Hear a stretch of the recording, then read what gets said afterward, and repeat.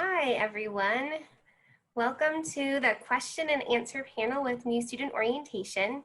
We are at the Support and Safety Resources session. So I've got a few people here today that can help answer questions that you might have, and we'll get started. I think we might wait just another minute or two as the final people get trickled in, and then we'll get going.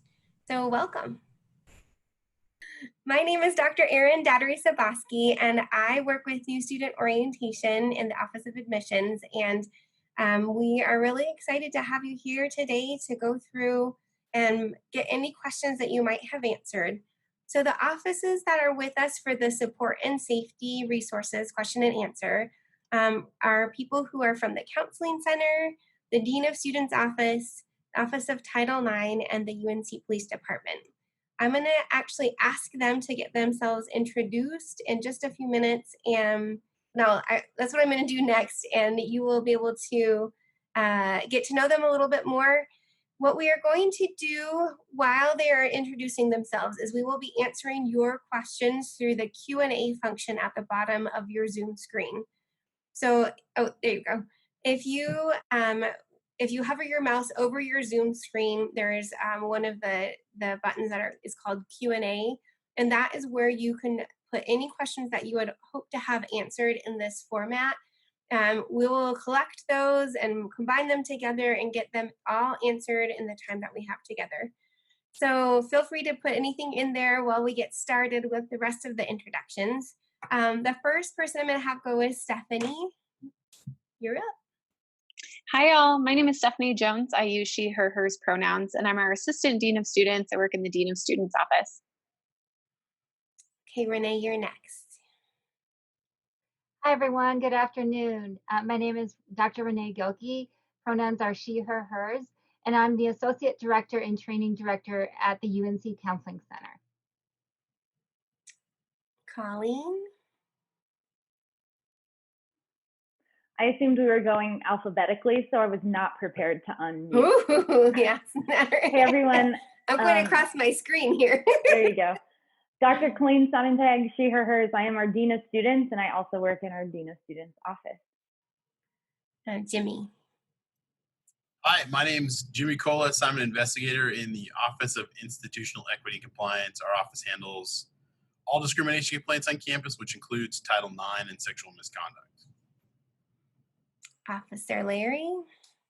Hi, I'm Officer Larry with the UNC Police Department, and I pretty much here to promote safety. There you go. So the first question that we had come up, do students feel like safety and support resources are helpful during their time at UNC? Renee, do you want to start with how helpful we are? I will answer that a emphatic yes. Many of the students that we see in our office, whether it's adjusting to being in a new setting or not being able to connect with people as quickly as they'd like, really feel a sense of connection in coming to our office.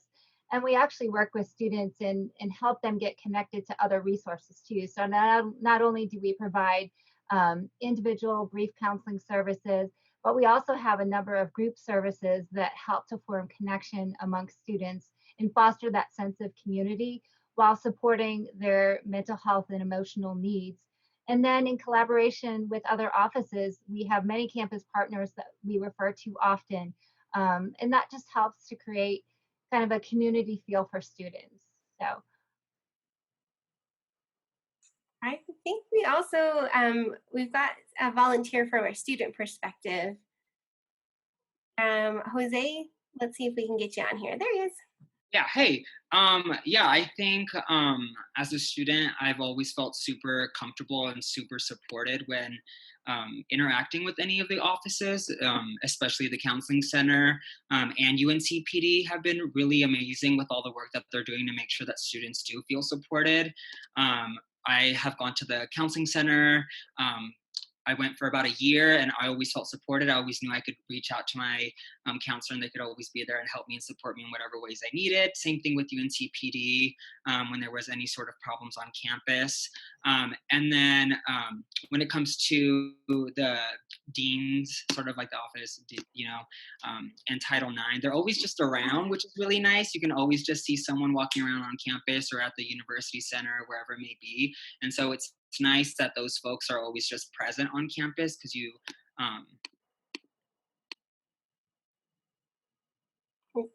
Got it frozen. there we go. Because you can okay, I'm back. You can always find again those individuals around on campus, and know that you can rely on them and make personal connections with them and have those one-on-one connections, because they do make sure that they're available for you all, which I think is amazing. Thanks, Jose. Thanks for jumping. Can I hop in with Yeah, two other absolutely. things? So as part of the Dean of Students office, we do also have student outreach and support. And so they are a great referral source on campus. So oftentimes, if students are experiencing distress and just sort of don't know where to go, we can often provide information to students about where might be good resources to start. We also work directly with students in distress and get them connected with resources like the UNC Counseling Center or Psychological Services Clinic, to make sure that they are feeling supported. I think the other thing that we do as part of the Dean of Students office is run UNC's Bear Pantry. And so when we have students who are experiencing food insecurity, we can help students get access to nutritious food right on campus in our university center. And actually the Bear Pantry saw over 4,200 visits this past year. So pretty useful, I would say. Yeah, for sure. All right, we're gonna kind of change gears a little bit here. Can students have marijuana on campus? I will take that, since I mostly work with students through the conduct process. They cannot. So even if students are 21 and are able to do that per like state regulations, we are a federally funded institution. So our expectation is that marijuana and marijuana use, as well as drug use, doesn't occur on campus. And I'm sure Officer Larry probably has a response to that too. I saw he unmuted himself. Well, the way it works with the marijuana is if they do get caught, we do issue a citation, and that citation is going to go to it's going to be the city of Greeley that you're going to have to deal with as far as court date and everything. And you're going to have the option whether you want to pay the fine or do you want to go through the other process, which means that you can try to get out with a reduced sentence, provided you meet all the criterias. All right. I got all the alerts on all the places here. Okay, so how safe are the residence halls on campus? In particular, they're asking about, do rooms have safes in them for important items like iPhones or laptops? Well, as far as the safe, that's been more of a housing. But last I was told that they do have safes for rooms that you can rent out, and just provided that you can either bring your own safe, or if you use the campus safe, definitely highly recommend that you secure all your valuables, like your wallets, money. Just don't leave money hanging out, or let's say important jewelry that has a lot of sentimental value. And the big one is prescription medication. You definitely don't want to have that out so people can steal it. But as far as I'm concerned, I think they do still have safes that students can rent out. I would say too that if we think about campus as a small city within itself, our incidents of theft are very low. Yes, and also of interpersonal violence. And so I would say in general, yes, our residence halls are safe. And as always, we never know some of the things that might happen. And so we want to be sure that students know what resources are available to them and what supports are in place to help ensure their own safety and the safety of others in the community. All right, so this question, my son will start at UNC as a freshman this fall. He has high functioning autism and may not always have the judgment or expressive communication skills his typical peers have. They've been in contact with the DRC, but want to know if there are any other resources available to keep him safe on campus. At the Counseling Center, we do offer counseling services for individuals who have been diagnosed with autism. And oftentimes, when we have enough need, we will run a social skills group. So that's absolutely something that your son can be a part of and come and get connected with our office, and we can talk further with him about options. We use the acronym in the question, so just want to be sure everyone knows that DRC stands for the Disability Resource Center. And so if students with diagnoses need accommodations or are interested in exploring whether or not accommodations may be available to them, I would definitely encourage you all to get connected with the Disability Resource Center if you haven't. I think in addition to what Renee said, I think it's important for all college students to think about things like boundary setting and how they're going to address conflict. And so oftentimes, students are going to be in new situations where they have to engage in some of those things that might be uncomfortable for them. And so we do have staff in the residence halls and in our space that can assist students. Our orientation leaders help students learn some of those skills even now. And so I think a lot of those are transferable to every entering student in this new environment and getting used to talking about boundaries and how do we respect the boundaries of others.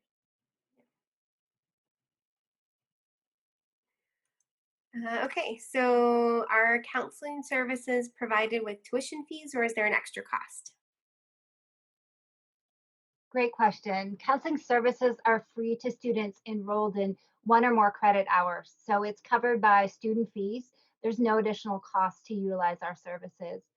We do have a psychiatrist who is in our office a day and a half per week during the regular semester, and there is an additional fee for service associated with his services.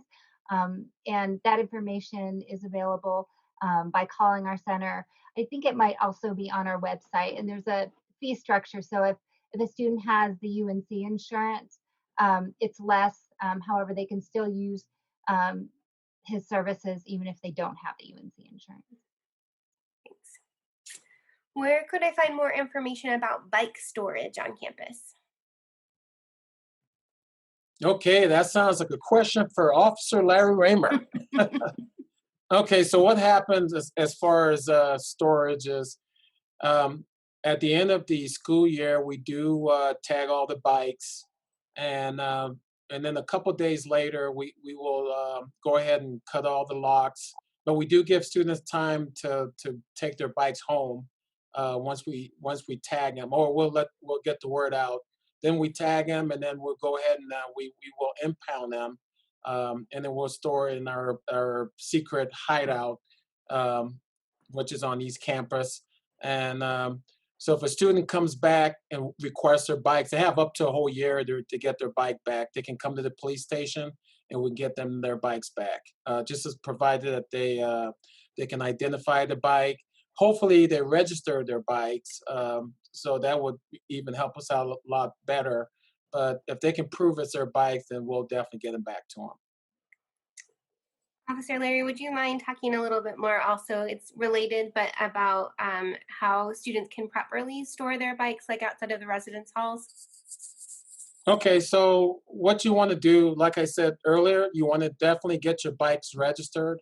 And by doing so, you can go to the UNC Parking Services, give them all their information about the bike, serial number, make, model of the bike, and all that's going to be stored in our data. And once we, let's say, provider has been stolen or let's say lost, then we can actually go and we have a better chance of getting the bike back for that person. But what they do, they issue a U-lock for that person. And what you do is you affix the U-lock to the bike and then to the bike rack.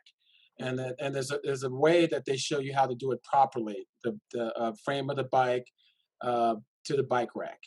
You may also get another lock to where you can probably secure the tires as well, because we've had tires stolen from a bike, especially a high dollar bike. So what I would highly suggest is not bring an expensive bike to campus, because people somehow find ways to target expensive bikes. So my advice would be is to find the cheapest bike you can find and bring it to campus. But still, you definitely want to secure the bike. All right, thank you. Mhm. Are parents notified if students get into trouble? That's a great question. So if students are found responsible through the conduct process for violating either our drug or alcohol policy, we do send notice to an emergency contact that's listed for that person on file. So typically that's a parent, it could be another support person. So we send that letter and then give them an opportunity to contact our office if they have questions.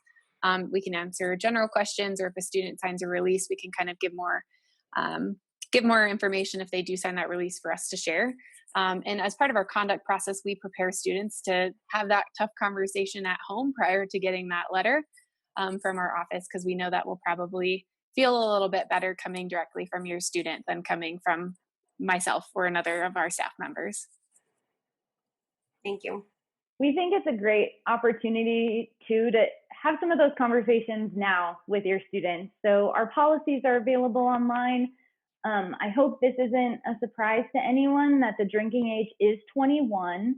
And so start talking with your student about your expectations of them around alcohol and drug use, and start asking some of those good questions. Like, if you're going to engage in this, what happens if, and how do we want to address that as a family? And we find that we are in a position to be co-supporters of your student through some of that. And yes, that is through some accountability in our educational process, but really our purpose of sending those letters is to encourage some of that reinforcement and revisiting those expectations that you have of your student, that the students have of themselves, and helping make sure that those align with the expectations that the university has too. Is UNC a party campus?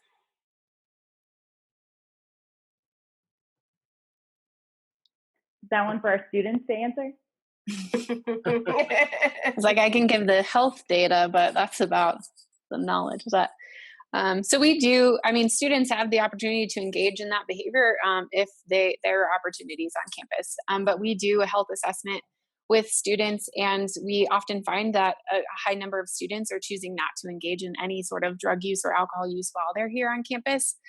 So we do that survey every couple of years just to kind of get some benchmarking. But yeah, I wonder if any of the orientation leaders have a better answer for that.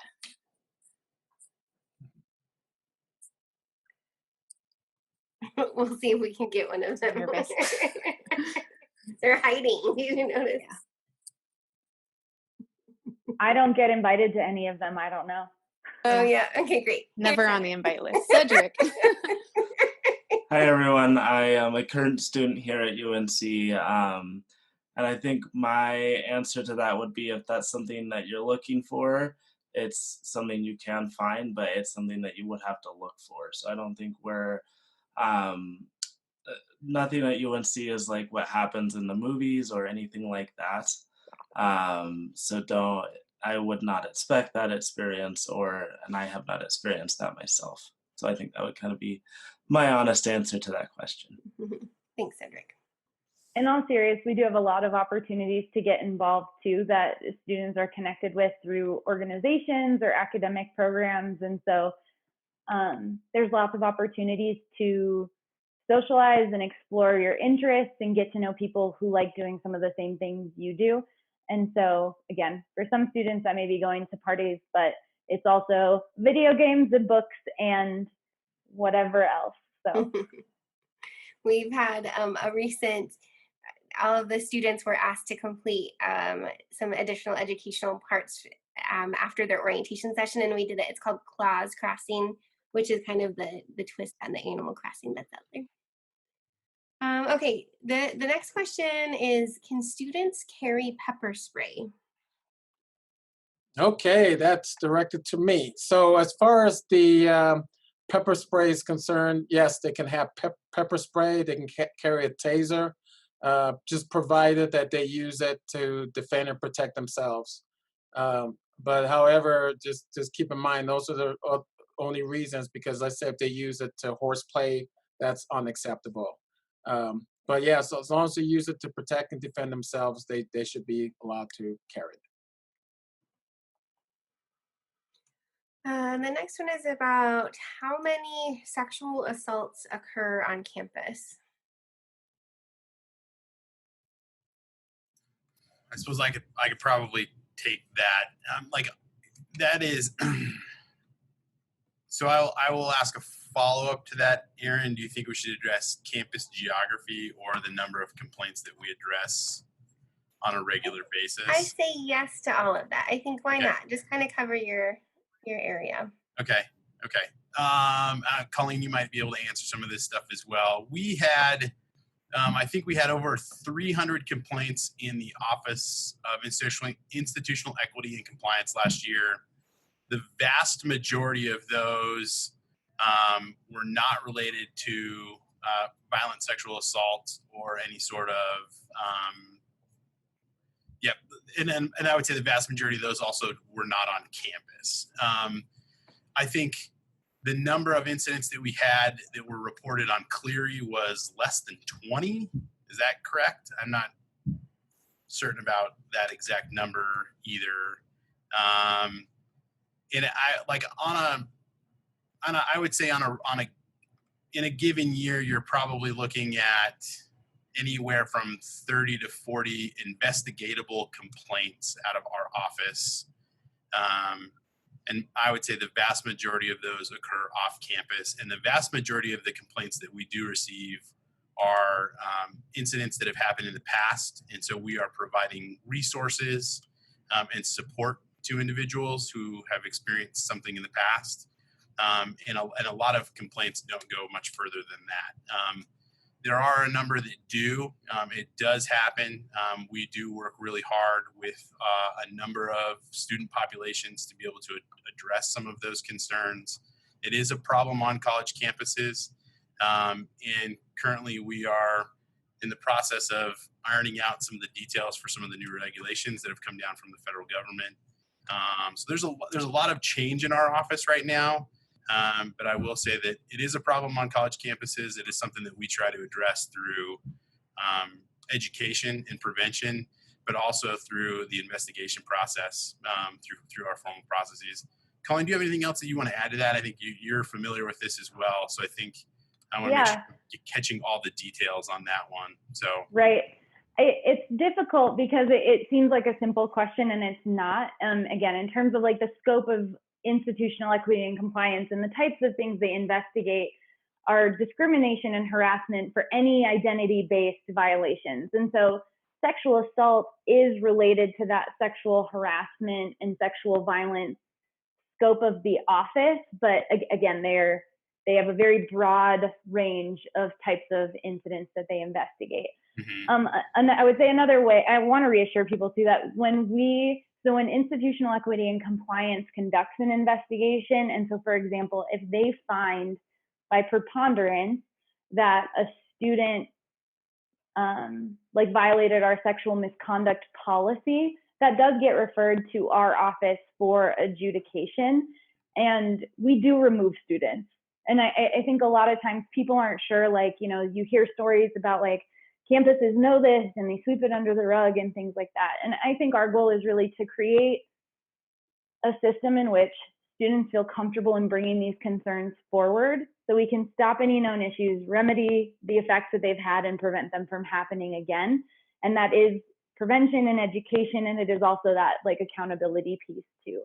I will say that if you ever want to look at statistics around campus crime broadly, including things like the number of sexual assaults reported on campus, I would suggest you go to UNC Police's website where our annual security report is posted per the Clery Act. We release that annually, And so actually, if you go to unco.edu/police, you can find our annual security report that tells you those exact data from the past year when they've occurred on university property. And so that's a great source of information that's publicly available to you all at any time.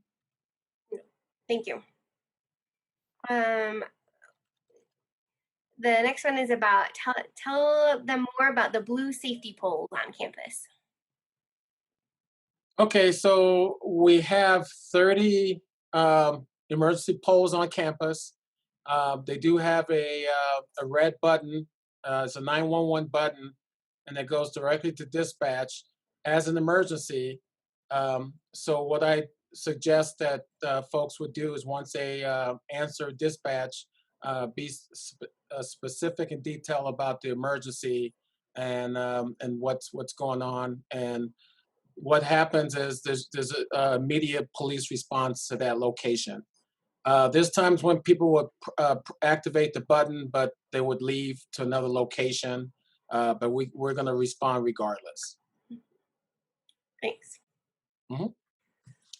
How does the university support students who have a family or health emergency?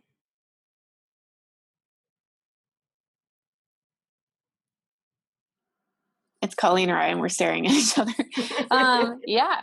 So the Dean of Students and Student Outreach and Support are happy to assist students who are going through something that can be a stressor for academics. And so if students find that maybe they're needing to miss class for an extended period of time due to illness or maybe a surgery that has come up, I know I tore my ACL in college and had to take quite a bit of time to have a surgery. So our office can work with students about how do you communicate with your faculty about that absence. How do we get you into contact with the right people to make that a smooth transition back so that you are remaining on top of your academics? And we do that same support if that person who's experiencing the injury or potentially other things, if that's not the student. So like if my brother or my parents are going through something similar, the student can talk to our office and we can kind of try to figure out how to best navigate that potential distress. And sometimes that's a referral to the counseling center. Sometimes that's just a listening ear in our office or connecting them with peers on campus to try to find a connection point. And so we do help support students through that. And it's an optional process for the most part. And so it allows students to contact us if they're needing it so that we can figure out what they need in that situation, because every student is going to be different. I would say too, in extreme cases, we can also send notification to faculty on students' behalf if for some reason they're incapacitated. And again, no one ever wants to think that some of those things will happen, but they still do, regardless of, if folks are in college or not. And so, for example, if for some reason your student is hospitalized and they are unable to communicate on their own, you can reach out to our office and we can assist in some of that communication and help notify faculty and see where there's some flexibility. Again, also in extreme cases, we can assist students who need to maybe do a full withdrawal from the university or things like that. Because again, we all have best laid plans about how this will go, and sometimes it doesn't. And we're here to help work it out when things aren't going how we expected them to.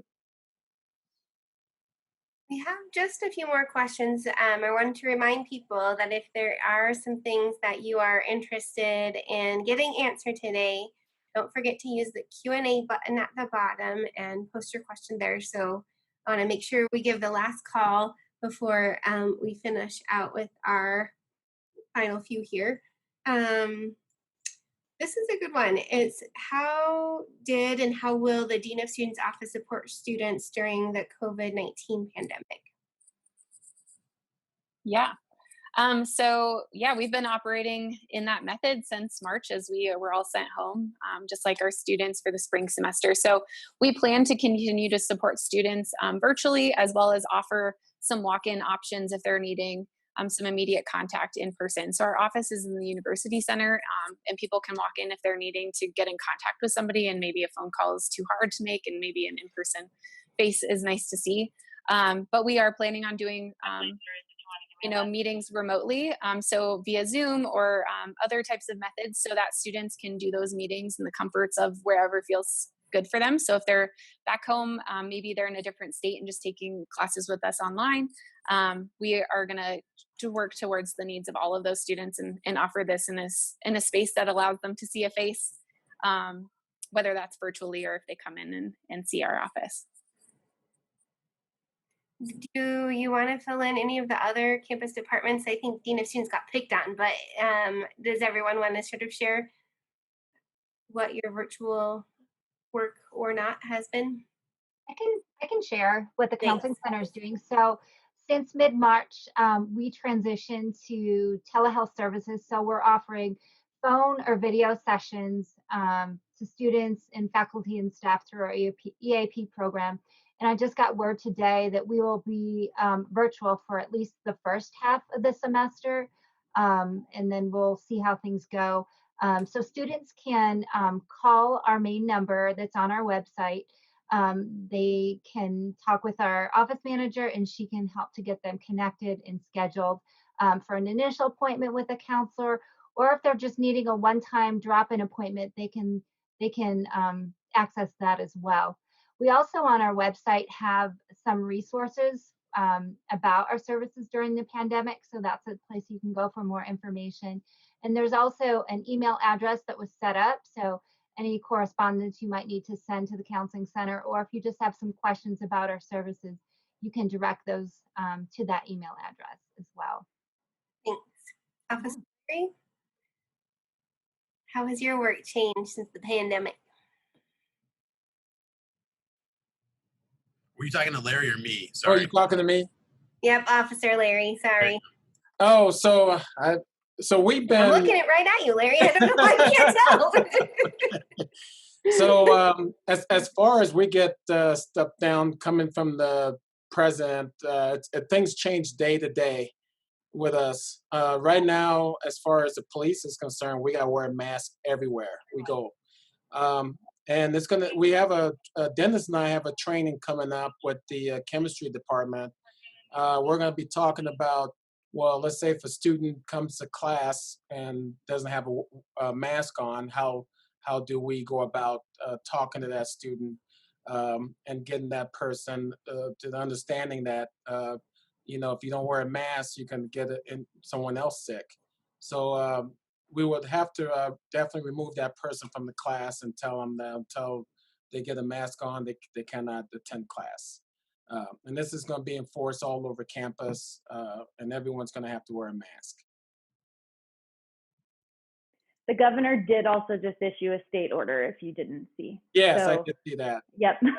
Yes. That's hot off the presses. Yes. Right. So we have to really, we're definitely going to be enforcing that when we're doing our patrol to the best of our ability. And then, it's just one thing you're telling someone to do something, but we would explain why that we're telling you this. So it's up to you. Do you want to continue to go to class, attend class? Well, you have to wear a mask and you got to keep your social distancing. Thank you. Okay, so this one is kind of related. Is that multiple universities are doing online classes only for the fall. If my student requests for health and safety reasons to do a fully online course this fall, will that be accommodated? I can help with this, but I don't know if there's anyone else. Yeah, Steph, me, you, one of us. Yeah, I would just say, so as of yesterday, those class formats are online in URSA. So we've just been encouraging students to go back in and look at the classes they've registered for. And if you are needing an all online course schedule for whatever reason, I would look at those classes and you can sort it by the method in which it's being delivered. So if you are only interested in online classes or only interested in in-person classes, you can search for that functionality in URSA. And then if you are ever not sure, like if you are looking at a class and you're not sure if it's going to meet your degree requirements, reaching out to your academic advisor, because they're going to have the best information about translatable classes, and maybe you take this semester, but maybe a different one in the spring to kind of balance out to get you towards degree completion. So that is as of yesterday, you can do those changes fully. And any questions, we just encourage students to talk to their advisor because they're going to have the best information about how to get you to graduation in the timeline that you've set for yourself. I'll also just add that during orientation, students get to meet with either a faculty member or a professional advisor when their first year students are registering for classes in the synchronous format. So that's great people to ask those questions to, especially even now that it just recently was posted. That's who you can follow up with if you've got questions. For our transfer population, you also were able to connect to an advisor or a faculty member for support and getting registered and getting your PIN. So again, those are your direct connections if you have questions now that that was recently posted and can make some changes there. Okay, let's see. It says, as a student, if has registered a bicycle, and then it got stolen, the question is about, has UNC Police Department, have you had success in finding those bikes again? Well, it's we actually, this percentage is very small. Even though we have all your information about the bike and it gets stolen, it's kind of like a crapshoot to get your bike back. All I can say is definitely lock it up, and we prefer a U-lock and not a cable lock. And I mean, we've even had some bikes that were just not locked at all. So, but definitely lock that bike up. It decreases your chances of getting stolen. I don't know if anyone else is into some techie stuff here, but like Tile, like there are a few other sort of like geolocation stuff that you could also put on your own bike and like track them with your phone and things like that. Sure. So there are a lot of cool ideas out there too, like in case it were to happen. And then any of that location information that you have, sending it to PD certainly helps their chances of getting it located. I think if your bike does get stolen, certainly file a police report, and that will help get that process started. Like, don't wait lots of days before you call them and file that report. As soon as you notice it's missing, get UNC PD in the loop. Thank you. Okay, so this one is, is working from home, right, everyone? Can you drink in the residence halls or in fraternity and sorority houses? So students who are 21 are able to consume alcohol in either of those locations. You would want to check with the sorority stuff because there are different rules depending on the type of sorority or fraternity org that you're in and their house regulations. So definitely check on that because some of them are completely dry. Students who are not 21 are expected to not engage in drinking. And additionally, if you're living in the residence halls and are under the age of 21, we are also asking that you're not in the presence of other minors who are consuming alcohol. So if you find yourself in a situation where you enter a room and other people are drinking and you are not 21 and neither are they, we're asking you to maybe remove yourself from that situation. Students who find themselves maybe documented in that environment are still going to have to go through the conduct process and talk about what happened in that situation. And so we'll teach some skills about how do you remove yourself from a situation, how do you maybe engage with your peers and ask them to stop if that's making you uncomfortable, those sorts of things. And so definitely look at those policies as they're listed in the housing manual as well as our code of conduct. And our code will be officially updated on August 1st with the new policies for this upcoming school year. All right. Are there student employment opportunities for psychology majors? I think this one's, my guess is a little bit more toward you, Renee, but. Sure. So at the Counseling Center, for individuals who are working towards their master's degree or doctoral degree, we do offer practicum and internship positions. However, there aren't any programs that we offer for undergraduates at this time. Thanks. Sure. We have a lot of on campus, there are student employees in all sorts of areas who help us complete all sorts of different work. And so I would just suggest that if you're looking for a job on campus, regardless of your major, to check out Handshake, which is through our Center for Career Readiness. And so Handshake is this cool platform online that you can just search for any type of employment opportunities. On campus stuff is listed, off campus stuff is listed. Some of that may be tailored to specific majors or experiences, but I would start with Handshake for sure. Thank you. Okay, I think we're going to round out the call. Oh, here, this one's easy. It's kind of a quick follow-up. Does Handshake work for international students as well? Yes, is the official answer. Yep, it's for any current UNC students. Where on campus are your office located? Yep. So the Dean of Students office is located in the University Center on the second floor. So right behind the main welcome desk. If you go to the left, our office is down that way. Our Bear Pantry is also up there on the second floor, but you would just want to check in at the main hub desk that is directly across from the main office or the main reception desk. The UNC Counseling Center is located in Cassidy Hall, and we share the building with the Student Health Center. So they're the downstairs floor and we're the second floor. Jimmy, you want to go next? Yeah, so we are on the third floor of the University Center. It's a little bit tricky to find, but if you can find the elevator across from the Fireside Lounge, that'll take you up to the third floor. There's also a stairwell. It's a little tricky, narrow stairwell that'll get up to the third floor as well.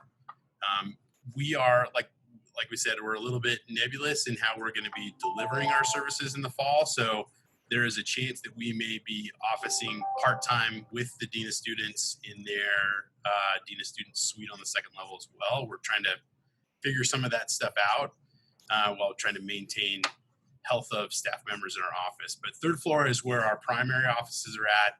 If you do need to find us, though, you could probably stop in the Dean of Students office or come upstairs. We'll be either one of those places. So, Officer Larry? The UNC Police, we're located in Gray Hall on Central Campus. We share the same building with UNC Parking Services, where you will come and register your bikes along with if you need to file a police report. You're going to come in from the north side of the building. And if you go to the right, you're going to go to our dispatch comm center. You go straight ahead, you're going to go in the parking services. Colleen, do you mind also going a little bit more into Bear Pantry and where they can find that part? Yes. So Bear Pantry right now is operating with grab and go options only. And so Bear Pantry is located, again, like Stephanie said, on the second floor of the University Center.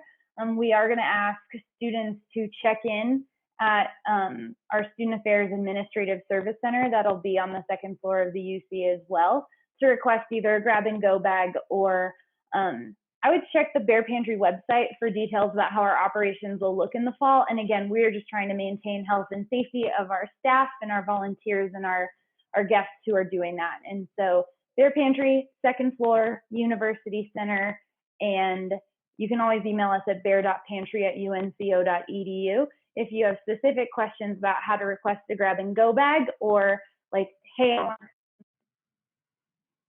where do I go? Second floor of the UC. Perfect. I think that we got through the majority of the information here as we're clicking through. So I want to say thank you for coming to be on the panel, the Q&A with us about support and safety. We really appreciate your time, and I hope that we were able to give great information for the folks that are here with us today. And then, of course, we'll get this posted too, so anyone who wasn't able to meet can come online as well. So thank you, everyone, and have a great afternoon.